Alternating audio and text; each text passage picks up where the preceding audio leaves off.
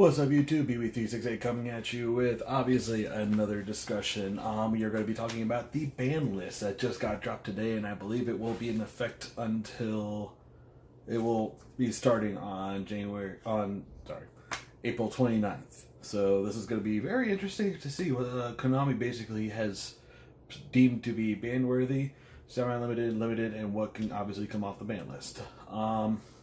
After overlooking the entire ban list, unfortunately, Maxi has not come off. And Alti Canahawk is still at 1. So let me get this straight. Miscellaneous source is going to be now unlimited, but Alti Canahawk can't yet. Are you serious? Why can't we get Alti Canahawk? Anyway, let's just get right into the whole ban list. Obviously, the first big one, Summon Sorceress. Of course, as soon as I pick up dinosaurs, they're gonna, the True King Dinos, basically they hit Summon Sorcerers. Of course, that is my luck. But unfortunately, it was a very spammable card that a lot of decks could use, could take advantage of what she could do, because basically, like, perfect example for Dinos. Basically, make Summon Sorcerers, give them one of your babies, destroy the baby, get another dinosaur onto the field. So, it's understandable why they got rid of it, but at the same time, I guess it's just my luck that finally I get everything together for a True King Dino deck, and there goes one of the key cards, so now I'm just going to have to find another way to make Summon Sorceress. Like, honestly, one of the only things I could maybe be able to do once it eventually comes out is Dark Metal. That might be the only thing I can get. Unfortunately, that's only available in the OCG, and we do not have a release date for that in the TCG.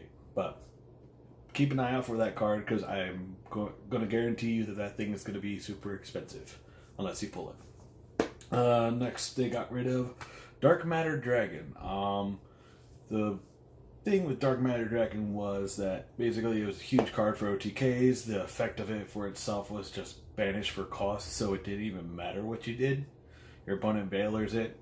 I get the effect anyway, it doesn't matter. Like, I'm getting advantage no matter what I'm doing with this card, so just need to go. The Fam Knight Rake Up Magic card. Definitely was a ban-worthy card from what I was hearing and from the research I was doing for the card. Basically, you would be able to make Dark Entity on your opponent's turn, since it was a quick play card. Any quick play rank up magic card, in my opinion, honestly, is automatically like, what were you thinking with this card? Because you could just rank up magic into anything and basically be able to OTK your opponent in one turn, or even just completely shut them down, like Dark Entity does. So, glad that's gone.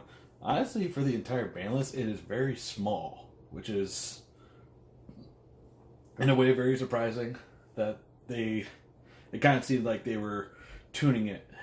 Get it? Tuning. But they were tuning the format a little bit. They didn't want to make a huge splash with it, but they want to, do something just to make a few changes to get the decks to where they need to be to keep it competitive.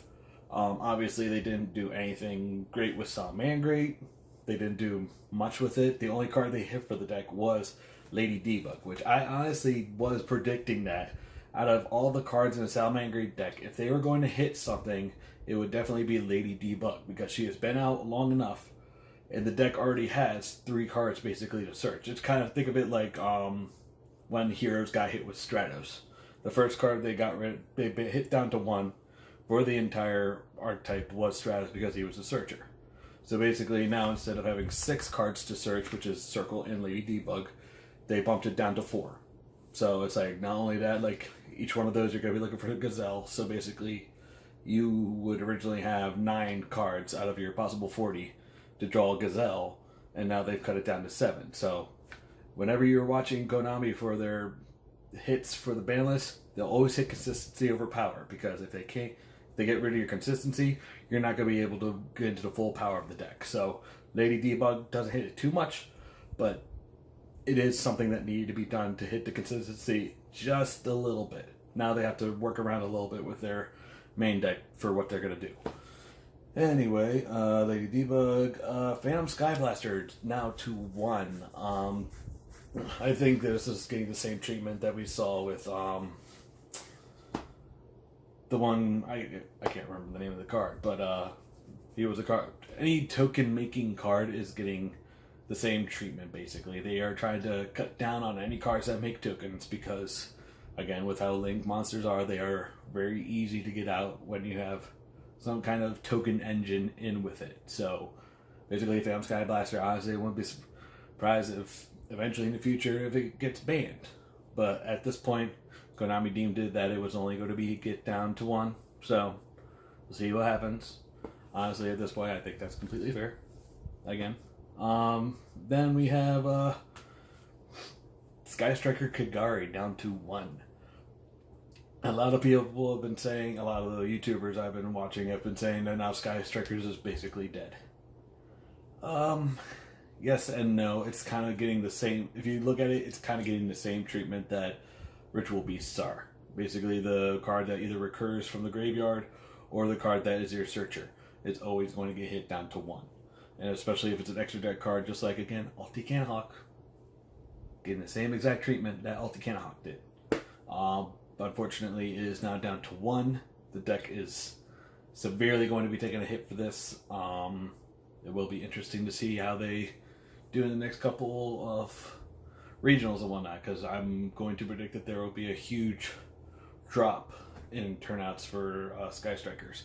Probably because, again, Konami is pushing out a new product, the new Endymion deck, which I just got mine. I had to order a few more cards off of TCG Player, so I will probably within the next week and a half, we'll probably get you guys a deck profile for what I'll be playing for, hopefully the Philly Regional. I am planning to go out for that.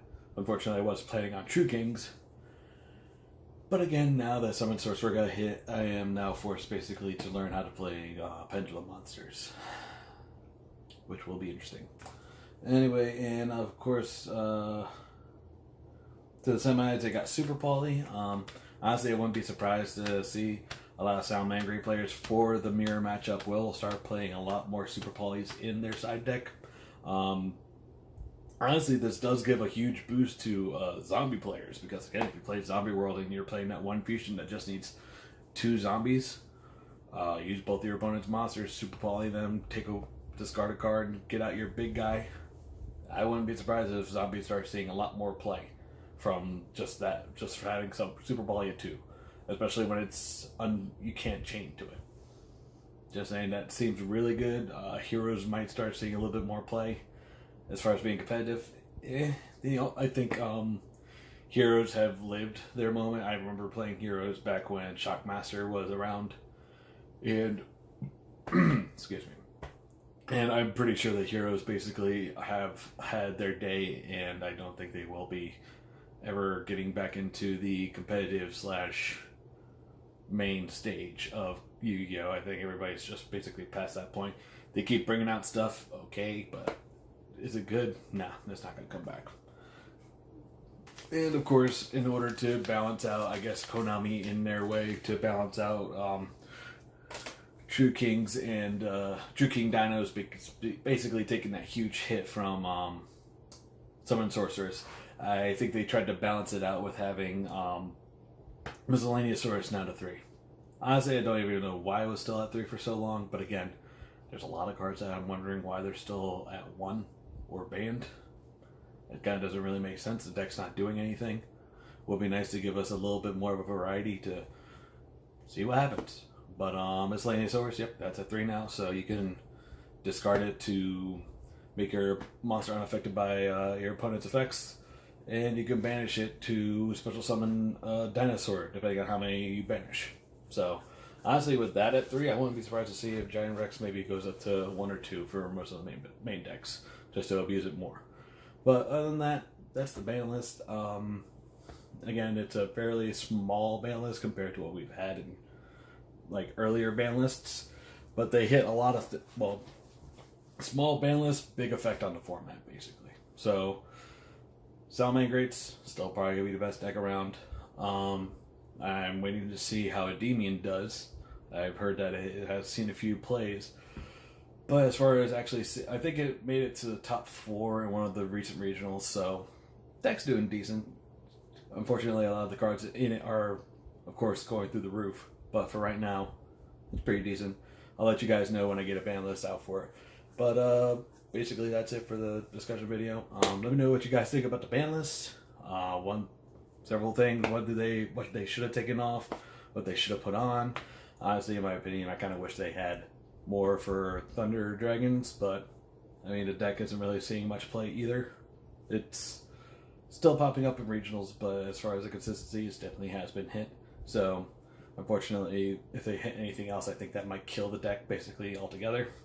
I don't think Konami wants to do that yet, so we'll see what happens. But until the next video, guys, BB368, signing out.